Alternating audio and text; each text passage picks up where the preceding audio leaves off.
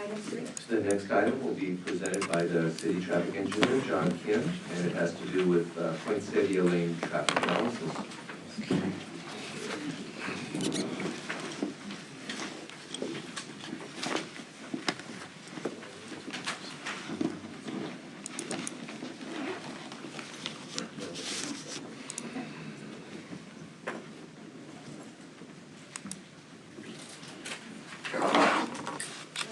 Good evening, Commissioners.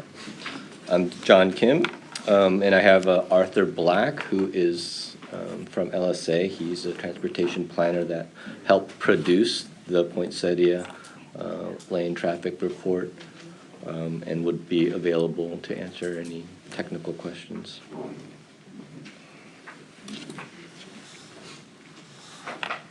Just a little bit of background as to what this traffic study, and you were all given a copy of that report for your reference, and it's one of the first times I remember attaching a report that big to a commission agenda, so I apologize for that.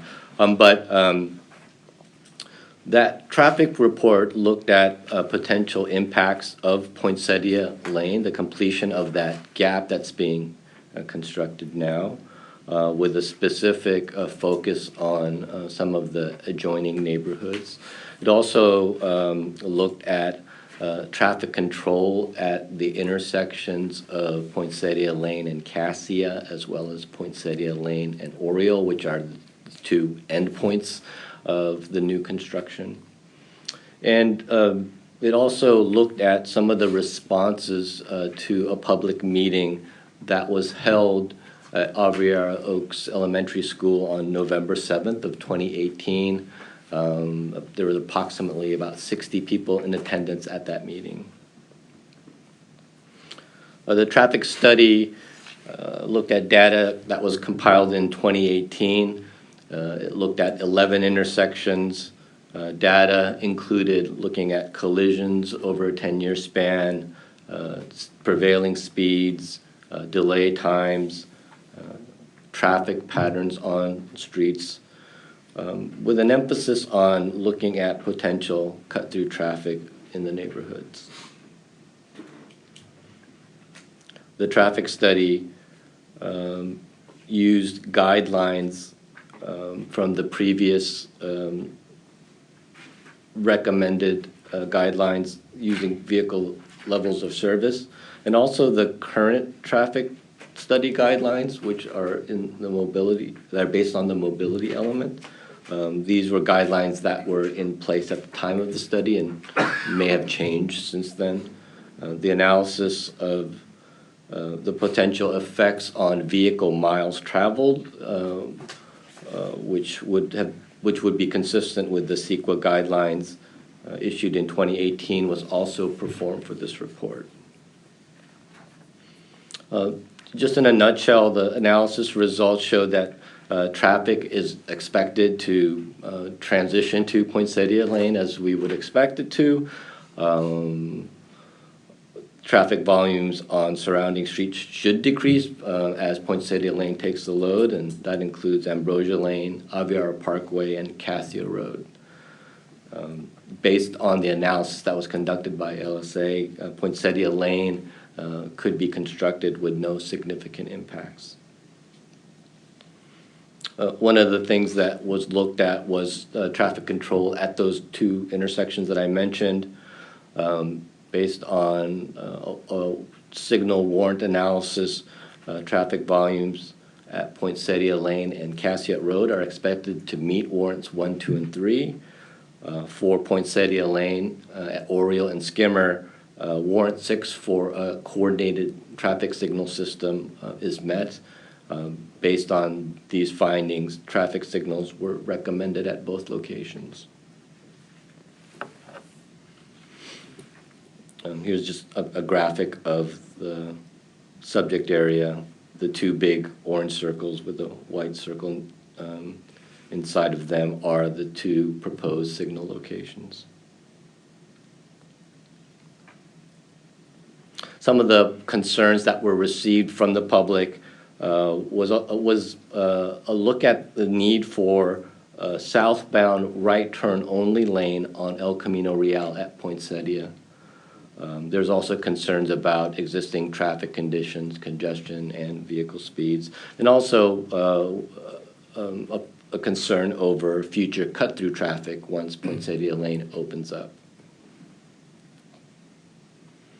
Looking at that southbound right turn lane, the study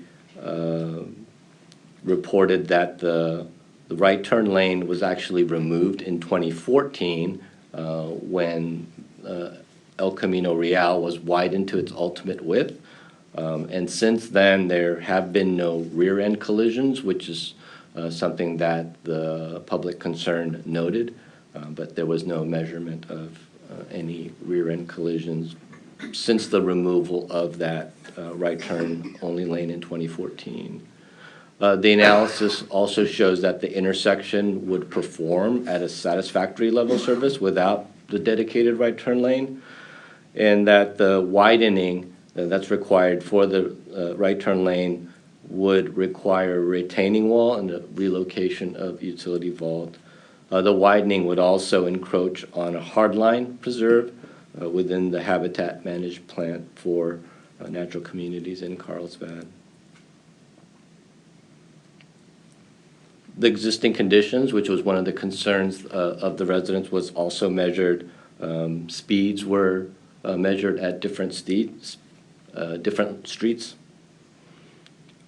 the most part, traffic speeds were measured to be pretty close to the posted, with the exception of Cassia Road. You can see there where it's highlighted, there were higher than normal cases of vehicles exceeding the posted speed limit by 15 miles per hour. Based on the analysis in the report, two potential routes for cut-through were identified. One is the Oriole, Mimosa, Moorhen to Dove Lane corridor, and the other one is Cassia Lane.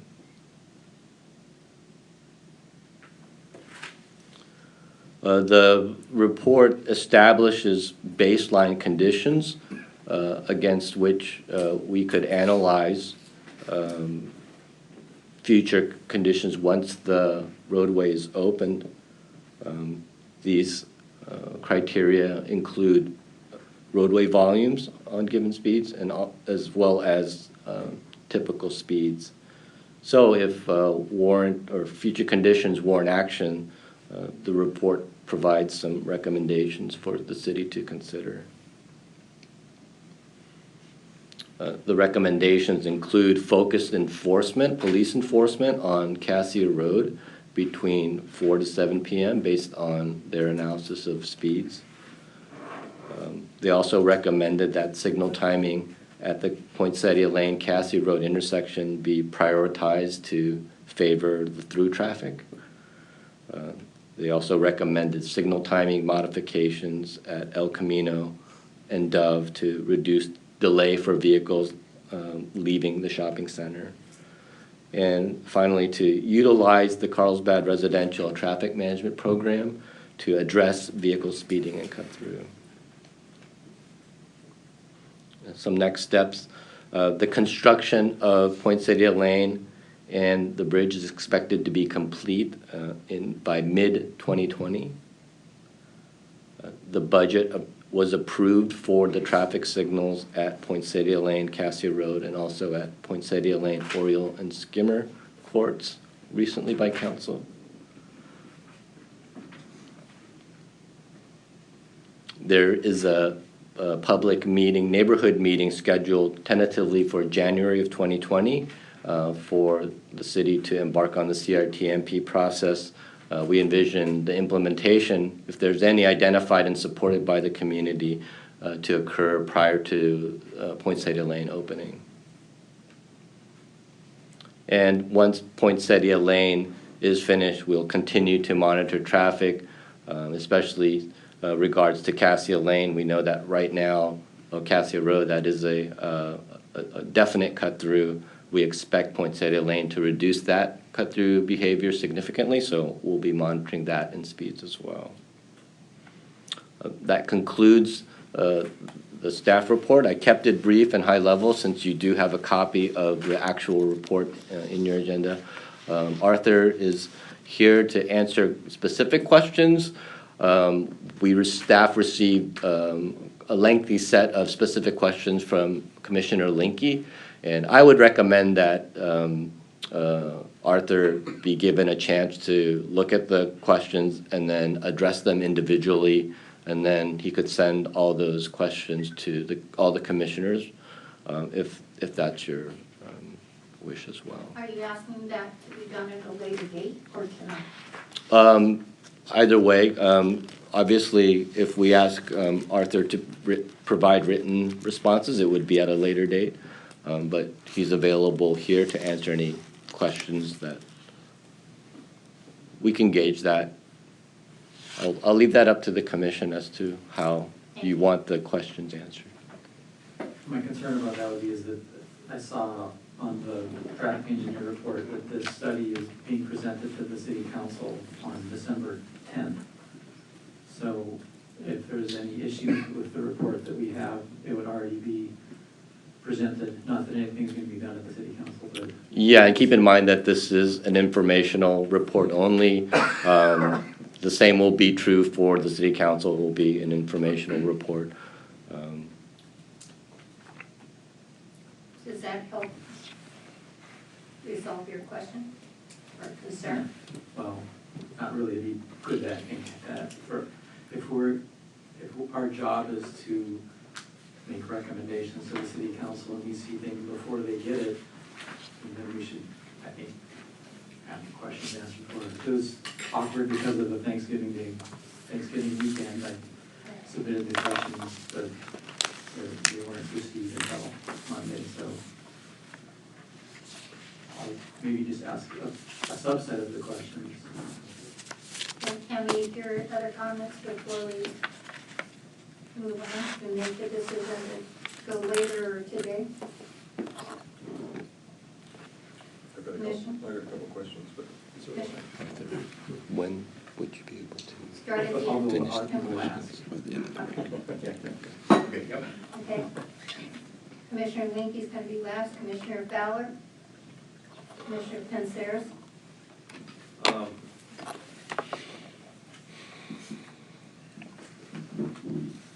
One of the things that was in the LSA report talked about the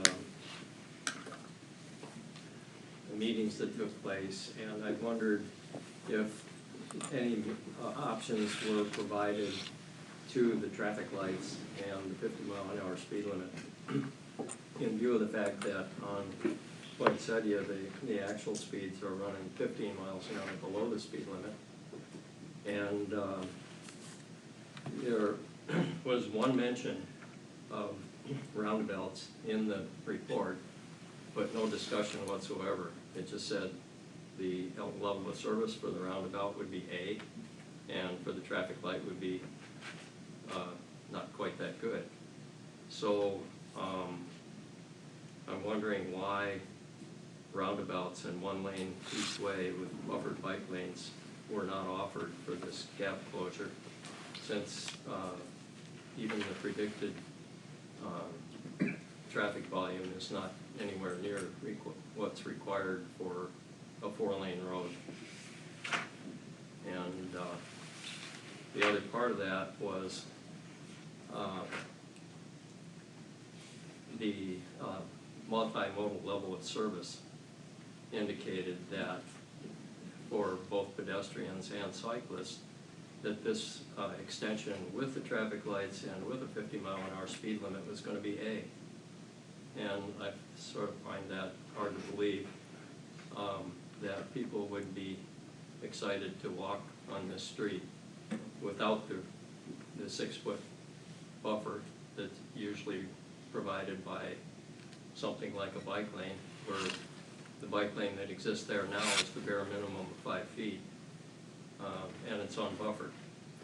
So based on comments that have been made by several of the city council members that they would never consider riding on streets like, for example, Palomar Airport Road.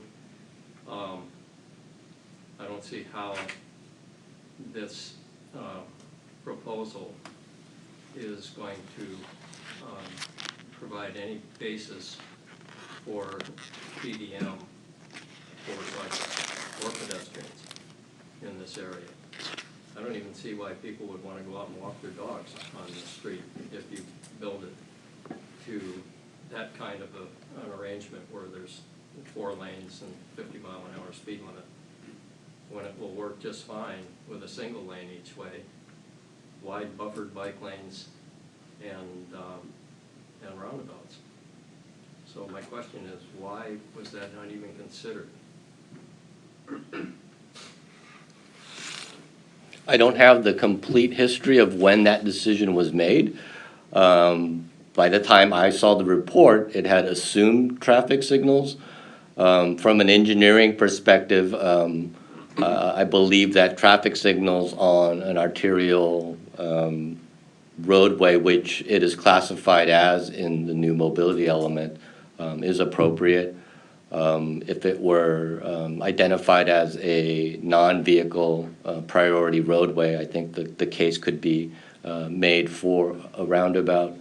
But by the time the report was scoped, a decision had been made to go with traffic signals, and the report utilized the signal warrant analysis to further justify signal installation. And it's 4 lanes on either side, 50 miles an hour coming into that gap right now. So, Yes. Except if they're driving 35. Well, It's because it's a dead 35 end. because it's a 35-mile-an-hour speed limit now from Ambrosia to Cassia. Okay, when you hit Ambrosia, it drops from the 50 miles an hour to the 35 mile an hour because of that turn into Cassia. But other than that, it's 50 all the way from, well, all the way from the beach, pretty much. And staff does believe it will function as an arterial roadway. It's not connected now. There's obviously a big missing section, but once it's completed, staff is expecting it to function fully as an arterial, and it's being built to arterial standards with the prerequisite sidewalks on either side, bike lanes, and 2 travel lanes in each direction.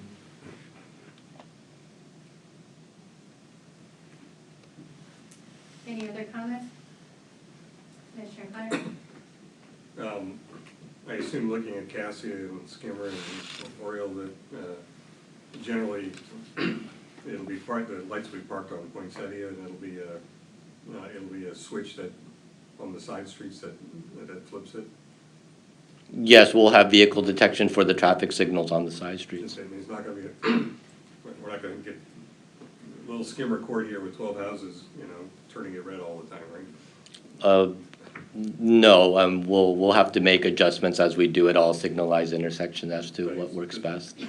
Just checking. The southbound, we're talking about the right-hand turn lane, southbound ECR in there. Is that bike lane now or area like kind of the standard for the city? It'll fit a full car in there, so that you don't need the right turn lane because you can actually fit a whole car in there to make the turn? I believe so. I mean, I don't know if it has the buffer like most of El Camino Real has, but at a minimum, it has an 8-foot bike lane, possibly with that 3-foot buffer as we have in other areas of El Camino Real. Okay, other than that, coming down there, and, again, 55 miles an hour southbound ECR, somebody trying to take a right-hand turn without being able to get over it, we'll start getting those rear-end collisions that we didn't have. Because there's only 12 people turning into Poinsettia right now, so. The report made no conclusions. It just offered its findings, presented the level of service, saying that it would be acceptable without the right turn only lane. That was in 2014, right? Right. When nobody was turning down there in 2014. Sure. Good point. Because there's nothing down there except the 12 houses on the Skimmer Court. Right, but I believe the analysis used Yes. more than just existing volume? Correct. We did look at traffic volumes from the Sandag model for future traffic volumes with the roadway completion, and looked at the necessity for the right turn lane in those circumstances also. And I'm sorry to interrupt. To answer the previous question, I'm looking at an aerial of El Camino at Poinsettia, and the bike lane does appear to be wide enough for a vehicle, or at least to provide a de facto right turn lane with a transition that I'd say is about 150 feet back from the intersection. Good, because one good indication of what the right turn would be there is what you see in the right turn lane now at Cassia. Because all those people that were turning at Cassia might be going down to Poinsettia now. And there's a significant amount of right turn traffic on southbound El Camino Real onto Cassia, which will probably continue. So, and they have a dedicated right turn lane, I believe, at this point, and a light. So, I don't know, is there I don't know if there's a dedicated right turn lane? dedicated right turn at Cassia going southbound. No, it doesn't appear that way. It looks yeah. like it's the fat dash Right. line, which again, I think works great. It's on Melrose and stuff like that too. People are actually getting smart about it and going into those areas like they're required to do by the law too, by the way, into it, so. Question on the topic of Cassia. So this information was presented or collected in 2018. Yes. Do we know when on Cassia there was, I believe it was 2 roundabouts? Right. And I believe they were removed. Do we know when that was? Or does anyone have any notes? When they were removed? Yes. What about 6 months ago?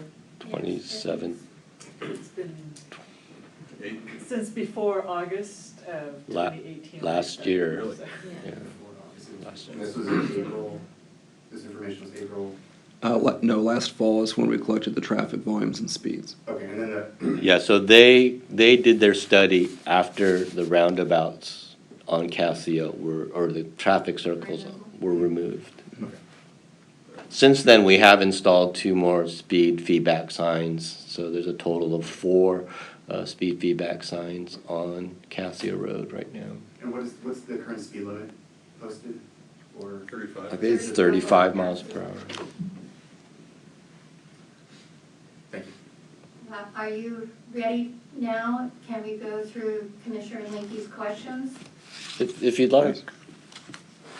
Commissioner Linky? We do have a couple items coming up. I just wanted to make sure that this is something that you guys wanted to go through. Sorry about that. Yeah, I won't necessarily ask all of them. Actually, my main one is, I'll start with the projected traffic, or average daily trips on Poinsettia currently is around 10,330, sort of in the highest spot. And I think the expectation is that the traffic that's on Cassia, like about 3,000 cars will start using the eastern portion of that. So it's probably gonna, I think the projection is around 10 to 11,000 traffic in the future.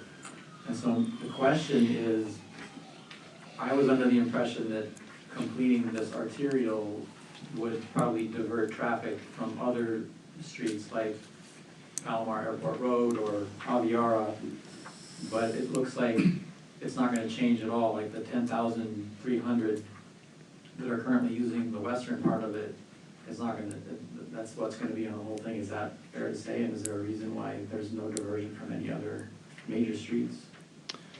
We looked at data that was available to us based on a couple different runs of the Sandag traffic model, and the Sandag traffic model did not show a huge increase in traffic volume on Poinsettia with the completion of the bridge. There was a growth percentage that we were able to apply to get those future traffic volumes. It appears a slight reduction in traffic volume on Ambrosia, on Aviara. We did not look specifically at traffic diversion from Palomar Airport Road, but it's possible that there would be a small amount of traffic that would come from that road. But again, the traffic model data that we were looking at had a modest amount of growth in traffic volume, but those are the tools that we had available to us. or even people coming east on Poinsettia who used to not be able to go through to the freeway would have to divert up the Palomar Airport Road, or I'm not as familiar with Gary, maybe as other people are, but it's just surprising to me that we're not gonna increase the traffic at all on Poinsettia by completing it. But if that's the case, I made comments similar to what Commissioner Penseers said earlier. If we're only gonna have, through 2035, 10,000, maybe 11,000 cars on that street, it seems like that would be a good candidate for only having a single vehicle lane, at least at first, in each direction. I mean, the road bed is there, you can always add, bring it up to 4 lanes, but, and I'm not a proponent of road diet, so I'm curious as to why a road carrying only 10,000 average daily traffic needs 4 lanes. Maybe that's more a comment than a question. Staff indicated to the Planning Commission back in 2017 that intersection control evaluation, which is a Federal Highway Administration approach to data-driven, performance-based determination of what's the optimal control device at an intersection. It sounds like probably you don't know what was used because you just got the report now, but the traffic manager at the time said that that method would be used to select it, and the traffic signal, at least in 2017, wasn't decided yet. So between February of 2017, when the Planning Commission and City Council asked for this to go forward, or approved the Poinsettia 61 project, which had this go forward, someone went through some analysis and must have decided on a traffic signal, or, you know, if they used that technique, that Federal Highway Administration technique. I'm not sure, but that's one of the few that I know of, intersection control evaluation, so I can't speak one way or to the other whether that was used or not. Okay. During the traffic report for the Poinsettia 61 residential project spoke to traffic control at that project's intersection with Poinsettia, but was silent on a control evaluation at either Cassia or at Skimmer and Oriole Courts. So this would be the first time that it was evaluated. Okay, are the warrants that were used for the 2 traffic signals being applied uniformly across Carlsbad? So the rural setting 50-mile-per-hour warrant and the traffic coordination, I'm just curious if that's specific to this location, or is that broadly used? So the traffic volumes at Poinsettia and Cassia Road is what we're referring to. And for warrant 1, the 8-hour analysis, there is no rural or urban setting, nor is there for warrant 2, the 4 hours. For the peak hour warrant 3, there is a rural setting for communities of fewer than 10,000 people, which does not apply, or for roadways with higher speeds over 40 miles an hour. I will say that for this intersection, both the urban and the rural setting were met for warrant 3. So I don't know what's applied uniformly across the city of Carlsbad, but in this case, the application of either of those settings would have resulted in the same conclusion. Based on the speeds of any intersection that we would be evaluating, we would use the appropriate rural or urban setting. It's basically a speed criteria. And then the question that was again related to Commissioner Panzier's question, the Poinsettia 61 final environmental impact report had the bicycle and pedestrian level of service on Poinsettia as Fs, and the LSA study has them as A's and B's. So I'm confused as to how you could have such different readings. And the answer is that the city changed their multimodal level of service worksheets between the completion of the 2 reports. Okay.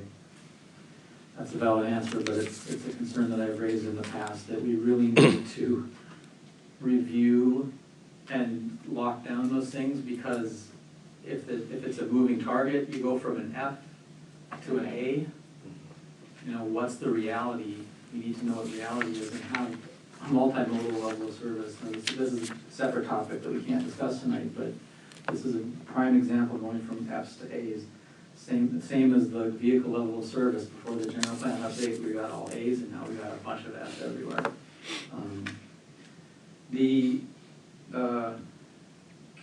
Regarding the traffic calming, is there a current plan to restore traffic calming to Cassia Road? I think the residents there probably would be interested in knowing if there's a plan. Is that something that's going to come back to our commission? Nothing specific right now. Based on the report that we received, we're utilizing focused enforcement.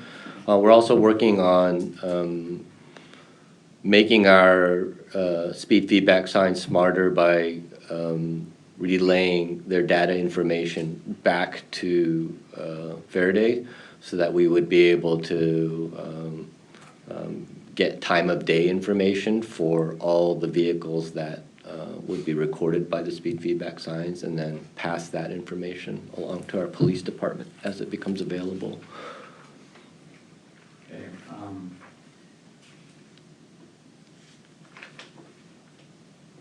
The LSA study, I don't have to go into the details, but some of the numbers just seem inquired. Maybe we could get answers for those in writing. Several of the tables seem to have values that didn't match with the worksheets. I'm concerned about presenting something to the city council that the numbers don't match, but I don't think there's any material changes that would occur. For example, one example is that on El Camino Real, I think they put the numbers for the wrong segment of El Camino Real as far as the capacity, and so it messed up the level of service a little bit, and there's a number of other smaller issues. I guess the last question I would have is regarding the Oriole Court area. There's a big emphasis about being proactive on addressing traffic calming there. In other words, maybe before the road was completed, is there any plan to do anything beforehand, or are you going to wait just till after and see how it goes? We are planning to meet proactively with that specific neighborhood with a neighborhood meeting in January, and then run them through the CRTMP process, which is to lay out some traffic calming plans for them. I did notice the residents that requested this meeting that because their speeds are low now, we would have to come forward as an exemption into the program. So that's likely if the community supports any traffic calming plan, when we bring it forward to the Traffic and Mobility Commission, it would be treated as a request for an exemption into the program because the speeds are, right now, they're low. Okay, so I have two more quickly. I noticed that there was some, you're going to artificially manipulate the traffic signal delay, I think on, I believe it's Poinsettia taking a left turn onto Cassia.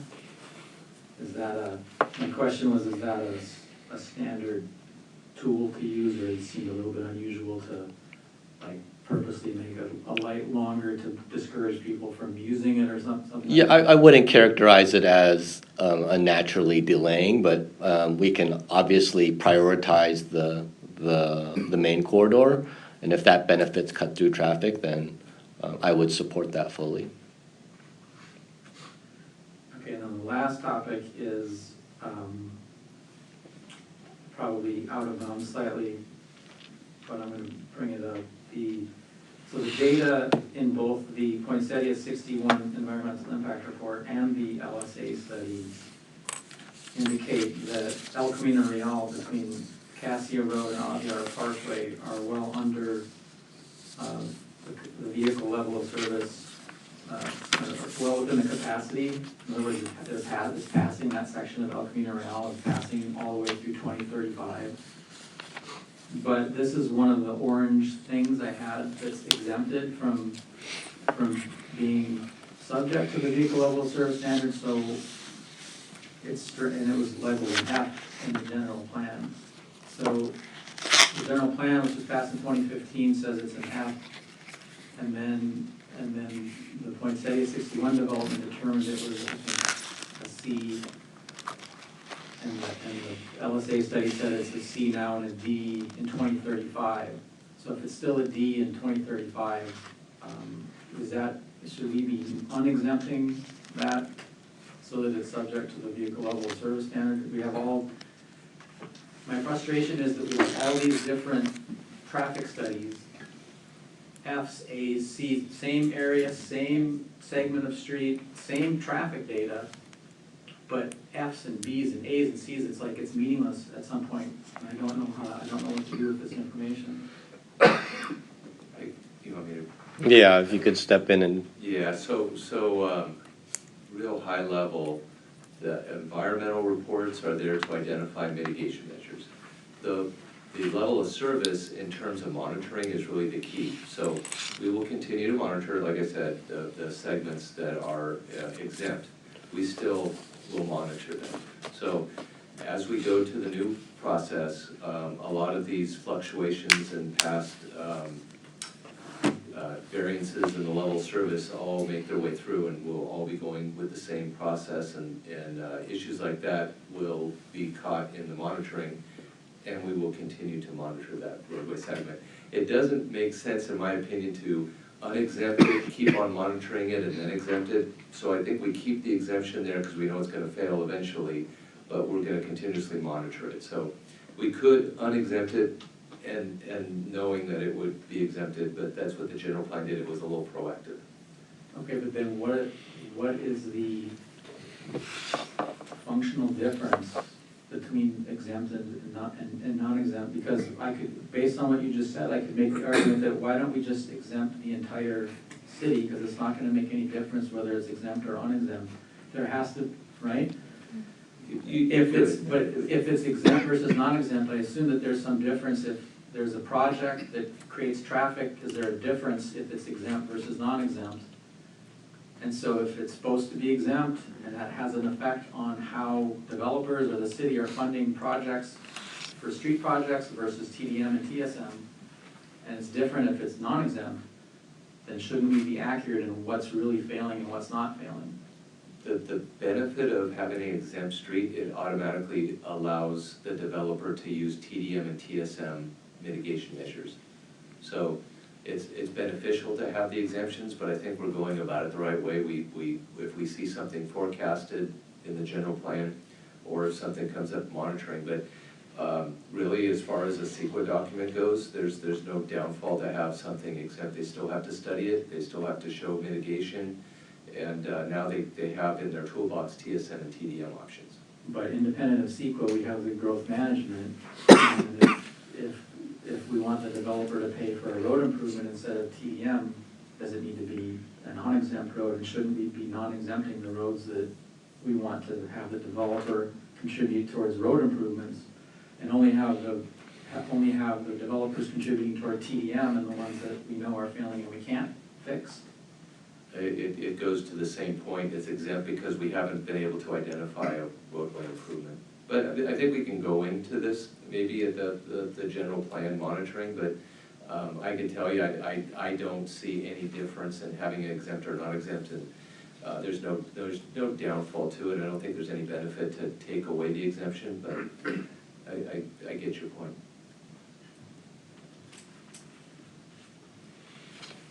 Anything else? Yeah, I have one more comment. When you had this public meeting at AVR Oaks, were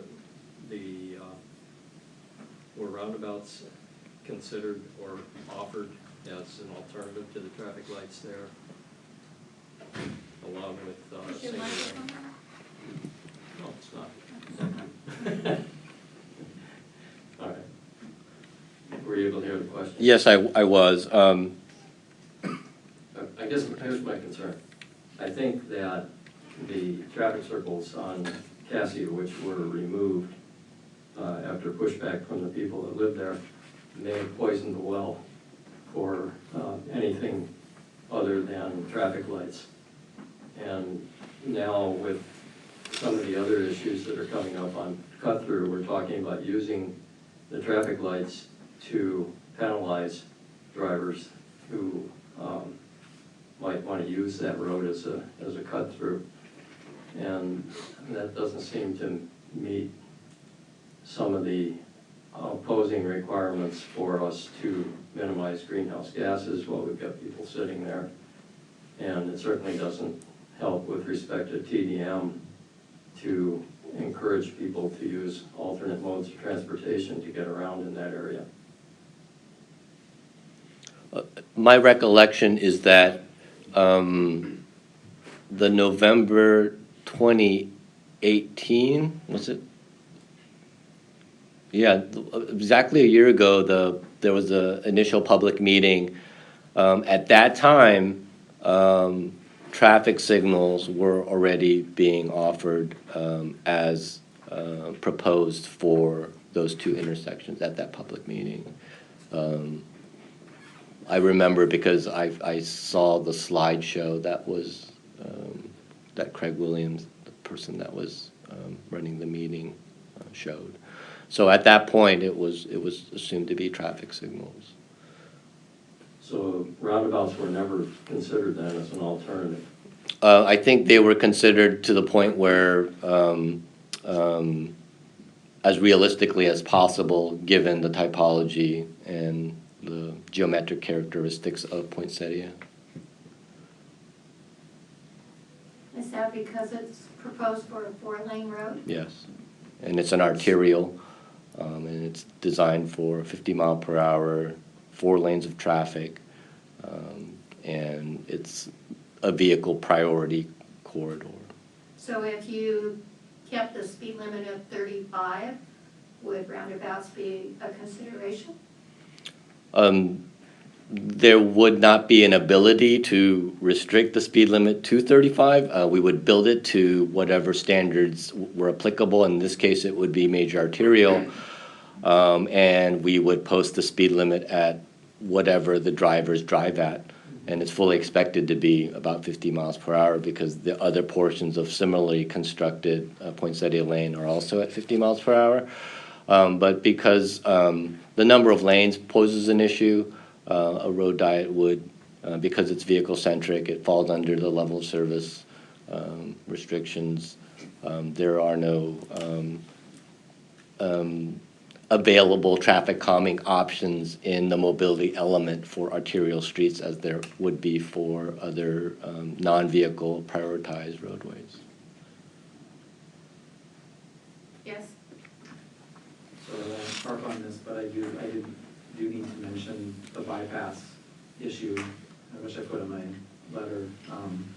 So the March 14th, 2017 council meeting, Councilmember Michael Schumacher asked staff, will the findings from staff's report go through Traffic Commission? And then if there are any modifications, road modifications, or anything that needs to be made at the time, is that something that will come back to the council through the Traffic Commission? And the traffic manager at the time replied, especially with a situation as important as this, we would run it through the Traffic Safety Commission, and then we would ask them for a recommendation for approval by the city council. But the lane configuration and the traffic signal were decided, went right to the city council a couple weeks ago, can't do anything about it. So I'm again disappointed, and hopefully that we're in this transition, this won't continue to happen. So I came up here to specifically address that comment. So a couple of things that had happened, and I believe it was September 24th, was the first time that we were looking at presenting the traffic signal. So this was before the work plan, the approval, etc. And at the council briefings, Councilmember Corey Schumacher has specifically said and asked, have you looked at the February 2017 Planning Commission video and a subsequent council video on this issue? And I confessed that I had not. So we went back and I viewed the Planning Commission and the City Council meetings in February and March of 2017 to see what all was said. At the time, both, and Mr. Kim and I both reviewed the actual minutes, the approved written minutes of both of those meetings, and both of those meetings specified traffic signal at those locations, approved in writing, as well as the comment that you just made with regards to Council Member Mike Schumacher's comment and request, and Craig Williams responding back, stating that no, this is an item that should be going back to the Traffic Safety Commission at that time. When we teed it up for approval for City Council, one of the things that was also, we knew we were looking at the time frame of coming before the commission. One of the things that had why we had decided to move forward is because of the timing of the report. Councilmember Schumacher said, I specifically asked for a traffic analysis. When was it done? And we said, it's in progress. And she asked for the scope of work. When was it that we had specifically issued a task order and things along those lines?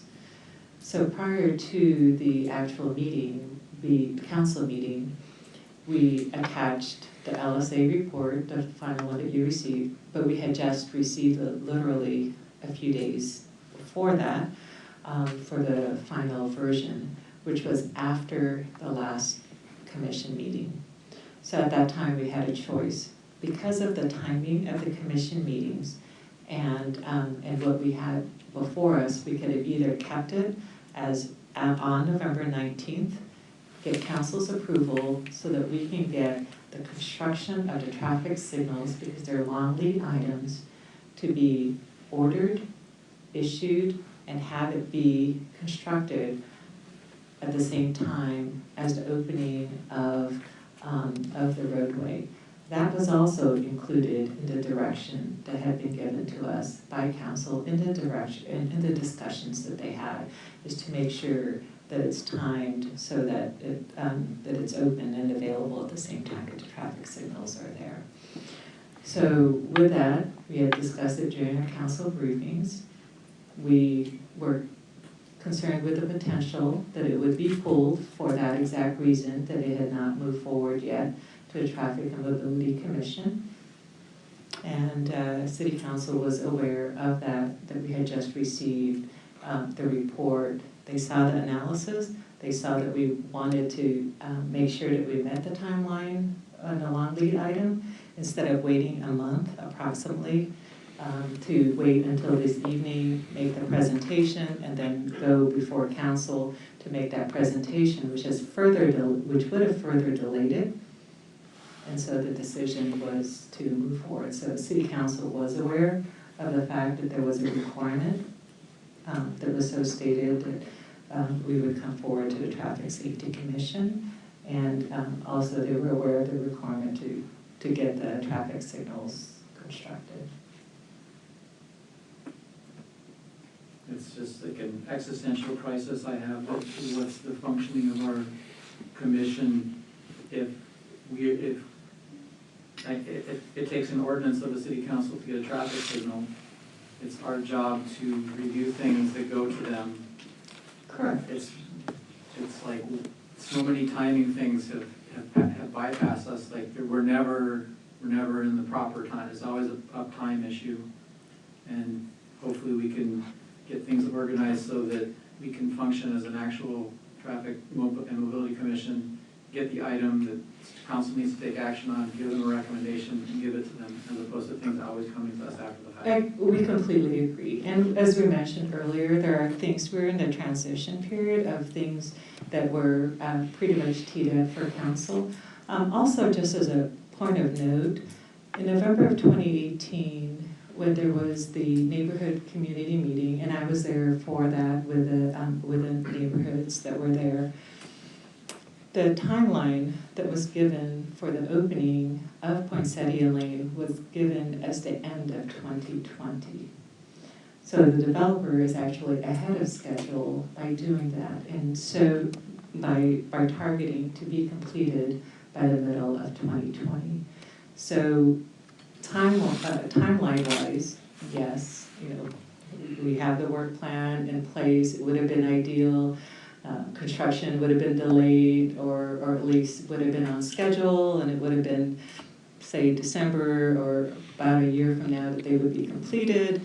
We could have taken that and said, yes, ma'am, you're absolutely right. It has to go to Traffic and Mobility Commission. We'll tee it up for December. We'll present it to them in January. It'll be approved. We'll go through the bidding process and have it installed, and everything would be great. That would have been ideal, and that would have been planned. But as you're very well aware, there are circumstances that that necessitated for us to bring that forward, which was the decision in moving forward, so that we do have the traffic signals available and open at the time that the developer opens the road and the bridge.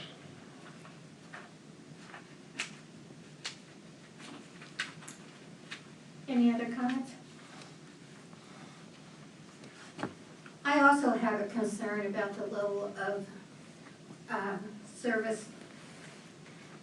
They vary from A to F in various reports, and it gives the appearance that when council meetings or commission members look at these things, where is the validity? Because it's all very confusing if you look at one report and you see another report and they go opposite ways. I think that we could work on this as trying to get it to standard LOS evaluation across the board. I may not be putting it as succinctly as you are, but I find it confusing between exemptions and non-exemptions. If they're all going to be monitored, then why do we have these categories? That's my comment. And just in response to that, what we're doing is we're complying to the best of our ability with regards to the general plan mobility element. So that's the different criteria that we presented. We're not building council policy and decision has been we're not going to go beyond the 3 through lanes, right? And so there are different criteria with regards to impacting environmental and other issues along those lines that based on those we determine whether or not it's appropriate for an exemption, as was outlined earlier in the presentation.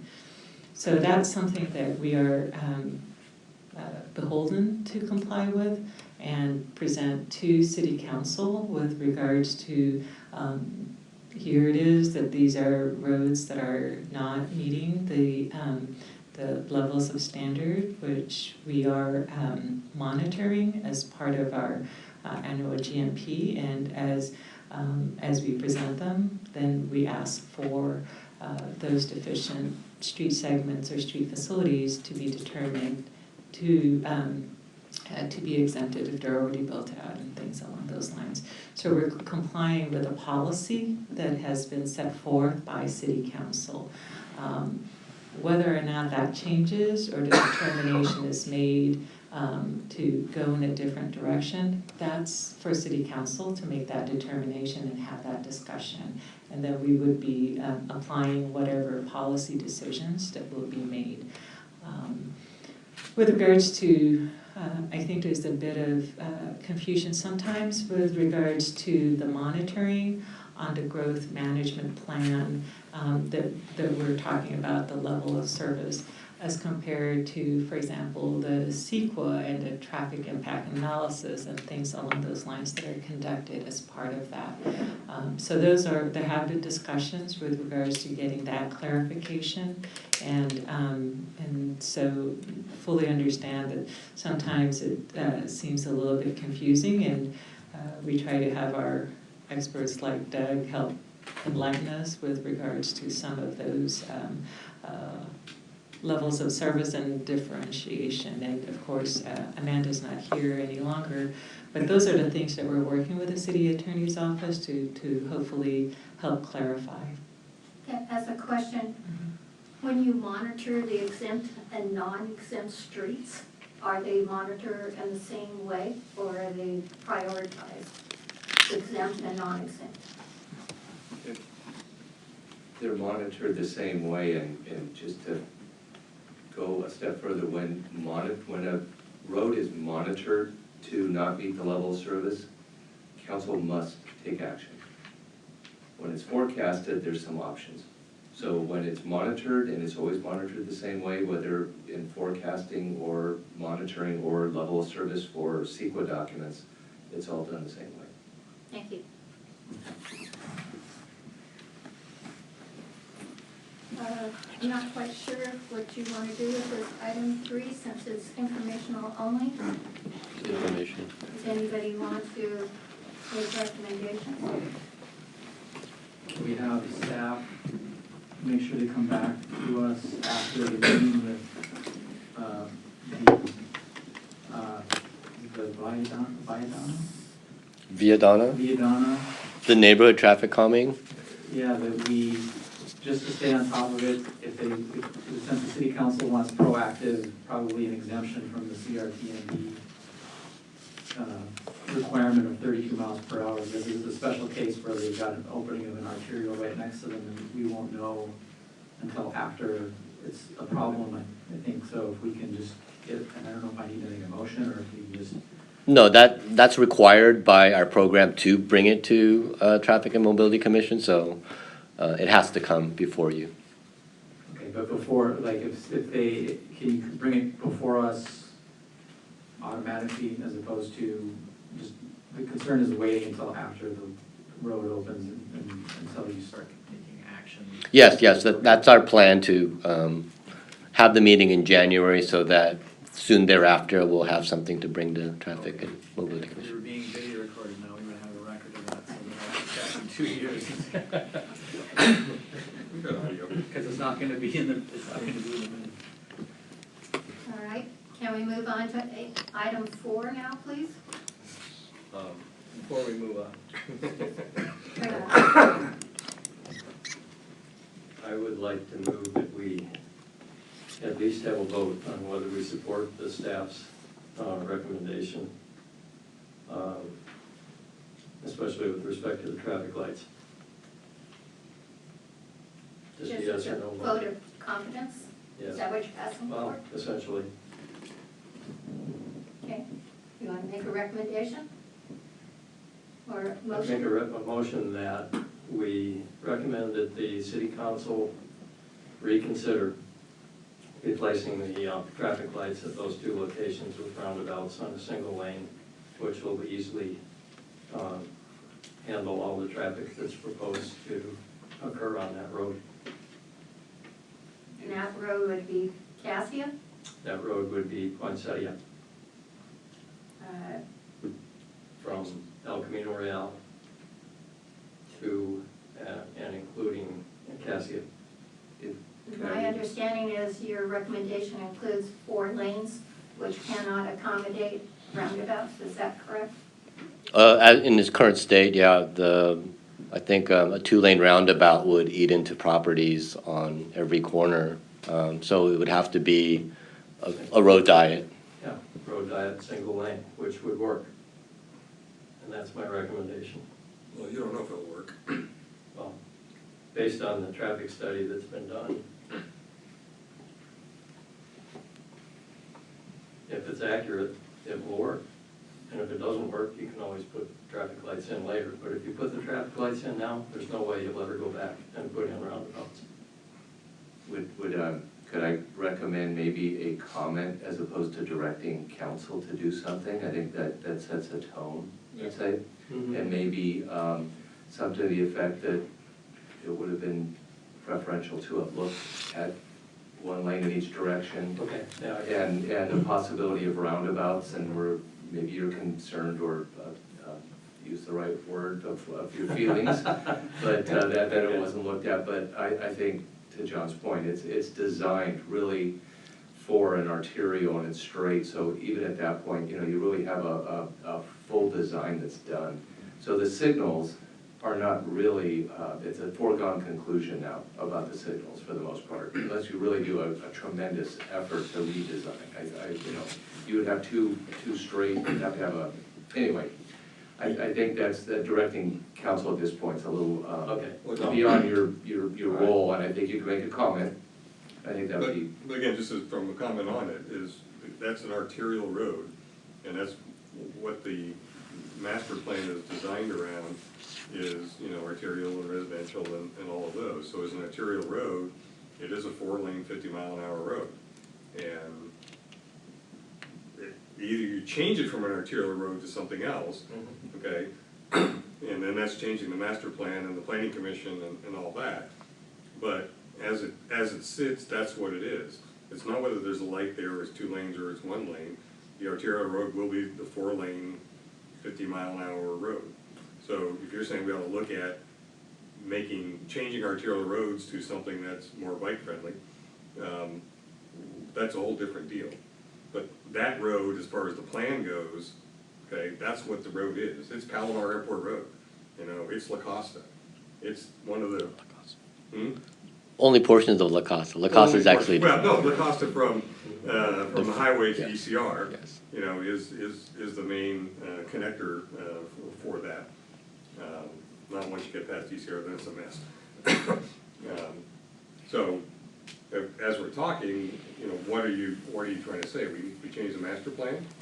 Because just saying, hey, we want to look around. I love roundabouts, by the way. I grew up in Massachusetts. Okay. We had 2 lanes and 3-lane roundabouts. It was not a big deal. Yeah. But here, people have a tough time going around 1-lane roundabouts. But again, that's beside the point.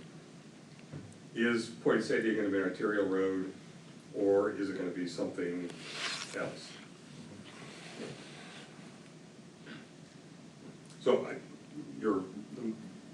even your comment to the city council, I just don't agree with, based on what the road is. I see, okay. Not that I don't like 1 lanes and roundabouts, it's just that that's what the road is. But also, in between that gap, there is that new, and this is just a comment, between that gap, there is a new development there, right? Which is, I think it stated it was 61 units, but it's actually, I believe, 100 units. So, you know, there is a concern for that, which I understand with Commissioner Pansier, but, you know, also too with Commissioner Hunter, you know, if it is part of the plan, then,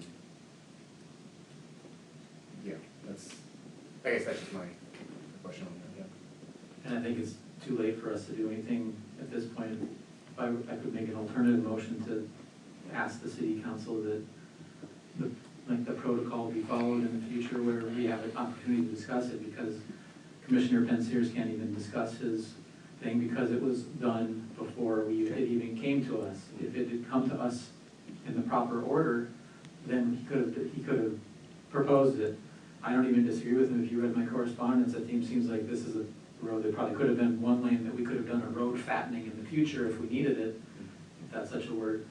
But I think it's sort of set in stone now. But I would make a motion that we ask the city council to, or send them a comment associated with this saying that we didn't get a chance to review this, and instead of being bypassed, that we'd like to be part of the process going forward. Would it be agreeable to the commission to put that in the minutes, which would be available? Would you be okay, unless you would like to get an exact motion and approve it, we can make sure your comments are put into the minutes? And the minutes are part of the staff report that the city council sees, or do they have to seek out our minutes? Because our minutes aren't going to be out. Like, I'd like it to be along with this item. Can it be attached to the staff report? Our commission has this comment that's attached to the staff report as an addendum that they can read. That would be my suggestion.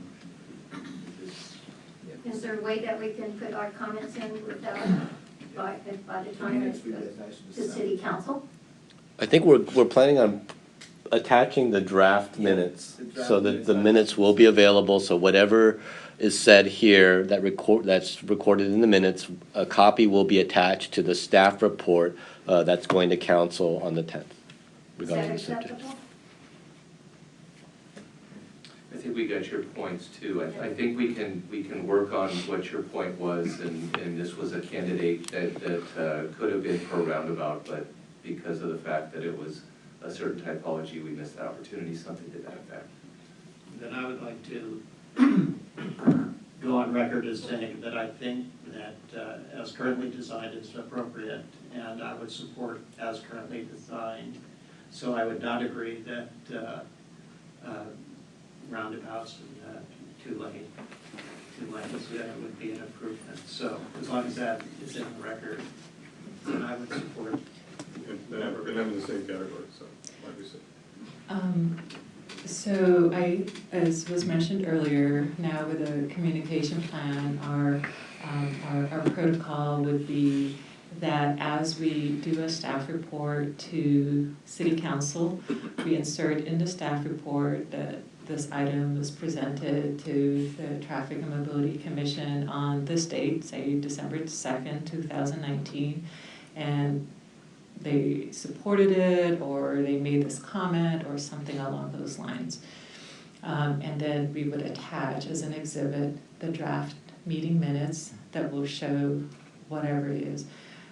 It sounds like there's not necessarily an agreement at this point, so the best way to do that would be to make a motion, and whatever motion is made and seconded and approved by a majority, that is what I would recommend happens, and then that way that motion is captured in the minutes and it would be reflected. So some may agree, some may disagree, but if it's the commission as a whole approves something with a majority, then that would be reflected, and if there's a disagreement, then it will show that it was a vote of 4-0. So that would be my recommendation. So we have a motion before us to include Commissioner Linke's comments about not being reviewed in time. Do I hear a second? Can I hear the motion again? What, I don't know, did I make a like that? formal motion? The question, my motion was just going to be to follow the timing so that our commission has a chance to review these types of projects, which is our duty to do that rather than being bypassed. I wasn't including a reference to roundabouts or single lanes, just that the protocol be followed in the future. If Commissioner Penseers wants to make a motion that includes references to that, that's fine too. Do I hear a second?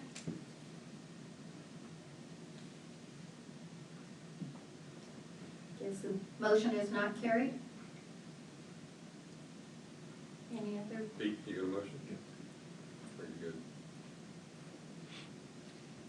Any other motions? No, if anyone wanted to make a motion to support what was done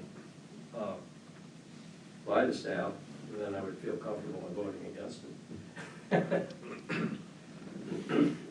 Could you repeat that, please? It wasn't a motion, Oh. it was just a comment. I think we're good, Johnny. Okay, thank you. Item 4, at last. Okay, so that, hopefully that discussion will be captured in the minutes, which we will attach for council. By the way, just my point, this is great discussion. Oh, yeah, This is, And should I formally state that I would like those comments formally included in the minutes, just to make sure that they're